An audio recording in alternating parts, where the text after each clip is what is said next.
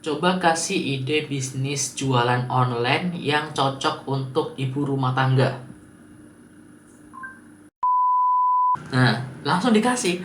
Oh, caranya unduh aplikasi TikTok, buat akun TikTok dengan email, masukkan informasi bisnis, unggah foto atau video buat konten yang menarik. Nah, zaman sudah semakin maju dan kita dituntut untuk mengikuti perkembangan zaman biar nggak ketinggalan. Di video ini yang akan kubahas adalah Bard AI. Bard AI ini adalah AI punyanya Google, dan enaknya ini sebenarnya ini sama dengan ChatGPT ya. Bisa menjadi seperti asisten kita. Tapi enaknya kalau di Bard AI ini bisa pakai suara. Oke, kita akan coba pakai Bard AI. Caranya adalah teman-teman bisa search di Google Bard AI, tulisannya BARD ya, BARDAI kayak gitu.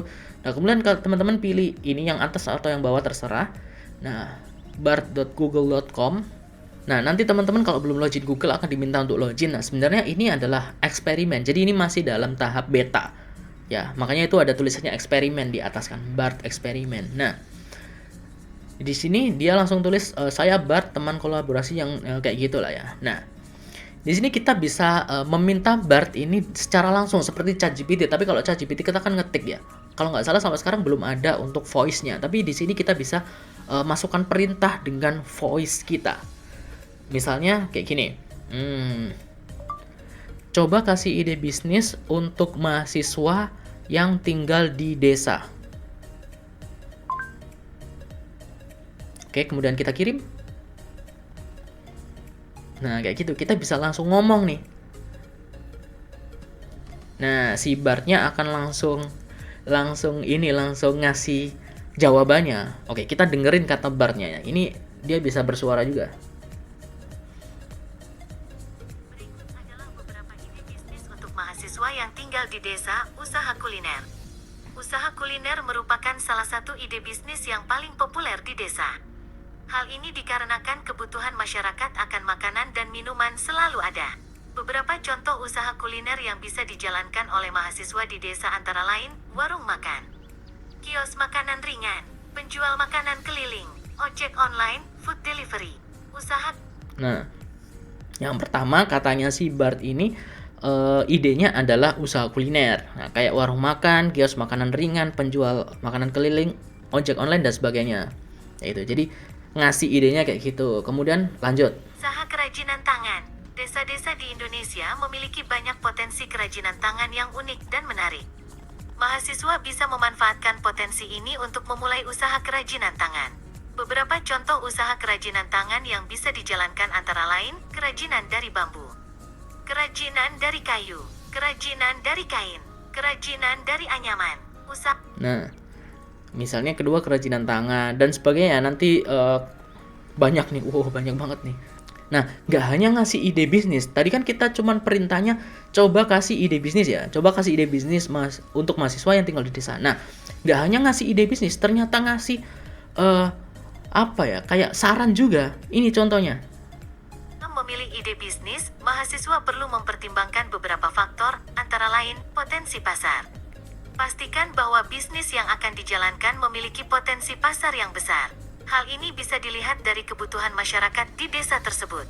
Keterampilan dan minat. Pilihlah bisnis yang sesuai dengan keterampilan dan minat kamu. Hal ini akan memudahkan kamu dalam menjalankan bisnis tersebut. Modal. Pertimbangkan modal yang kamu miliki sebelum memulai bisnis. Jika modal terbatas, kamu bisa memulai bisnis dengan skala kecil terlebih dahulu.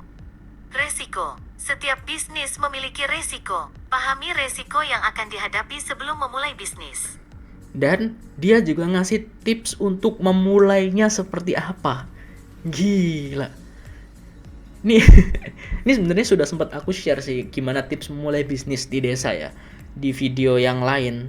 Tapi di sini dikasih caranya loh, gila. Ini kalau kuliah udah bayar berapa ini ya? Kalau kursus udah bayar berapa nih? Wah, keren sih. Berikut adalah beberapa tips untuk memulai bisnis di desa. Lakukan riset pasar.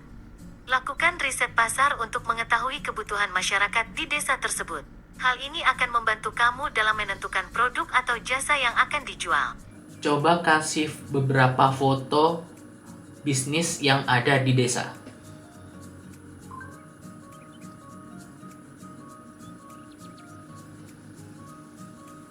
Nah, ini dikasih foto contohnya. Ini usaha kuliner kayak gini, usaha kerajinan tangan kayak gini, usaha jasa kayak gini, usaha pertanian kayak gini. Berikan foto contoh usaha kuliner yang ada di desa.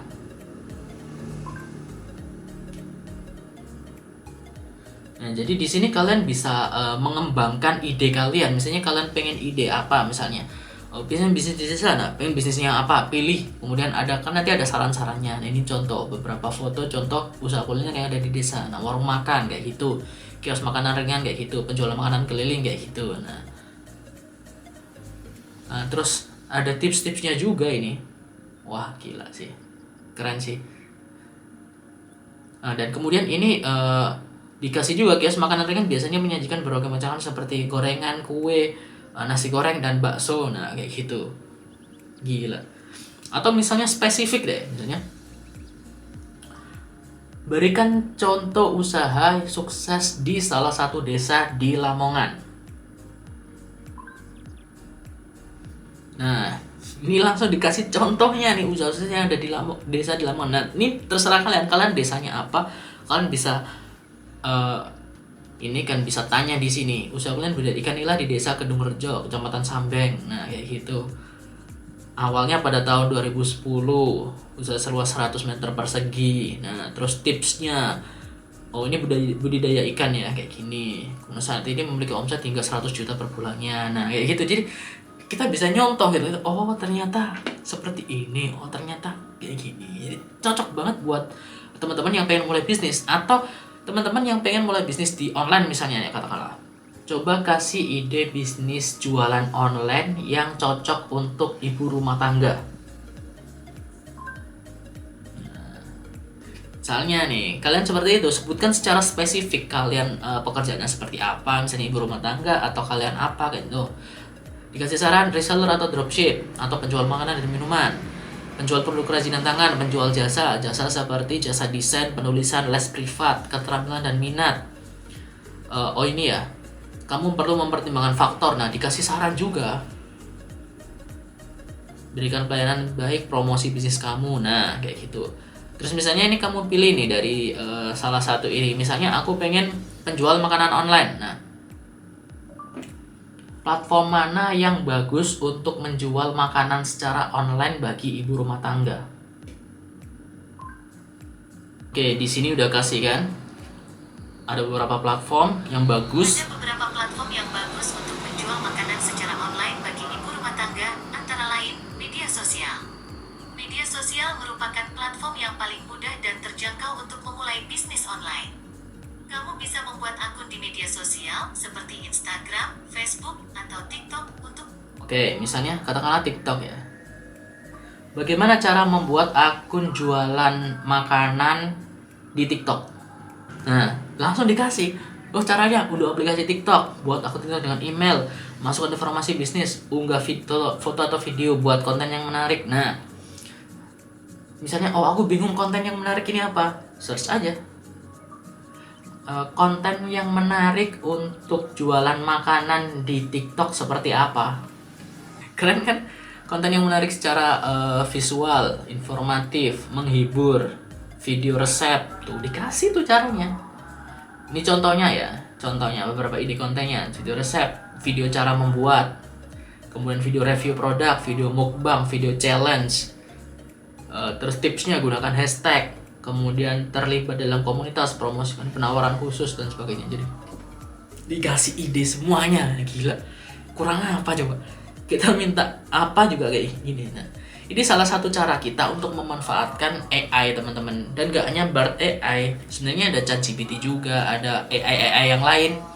Kalau misalnya ini kan untuk seperti asisten ya, untuk seperti kita cerita, kita nanya-nanya kayak gitu. Nanti juga ada kayak gimana caranya bikin gambar dari tulisan, gimana caranya memasukkan tulisan ke dalam gambar, gimana caranya bikin website dan sebagainya. Itu banyak sekali AI yang bisa kita manfaatkan. Nah, buat kalian yang pengen belajar gimana cara memanfaatkan AI atau artificial intelligence, aku sudah bikin beberapa videonya, cek aja link di description box di bawah. Ada beberapa isu kalau nanti AI itu akan menggantikan manusia dan bahkan bisa menghancurkan peradaban manusia. Itu nanti kita akan bahas di video selanjutnya ya. Kalau misalnya kalian mau, ada beberapa pendapat yang aku baca juga dan ada yang aku setuju, ada yang enggak. Nanti deh kita bahas di video selanjutnya. Tapi yang penting sekarang atau saat ini adalah bagaimana kita memanfaatkan AI ini dulu ya. Mumpung AI-nya masih ada dan belum secanggih yang dibayangkan oleh orang-orang gitu kan. Ya kita manfaatkan dulu sebelum kita dimanfaatkan oleh AI ini. Karena memang tujuan dari teknologi itu bukan untuk mengambil manusia atau menghancurkan manusia, tapi justru membantu kita sebagai manusia untuk melaksanakan pekerjaan-pekerjaan tertentu. Salah satunya AI ini bisa membantu manusia untuk ya berbagai macam hal. Gitu. Semoga informasi tadi bisa membantu teman-teman. Jangan lupa untuk klik tombol like dan subscribe channel ini dan nyalakan notifikasinya. Dan sampai jumpa di video selanjutnya. Dadah.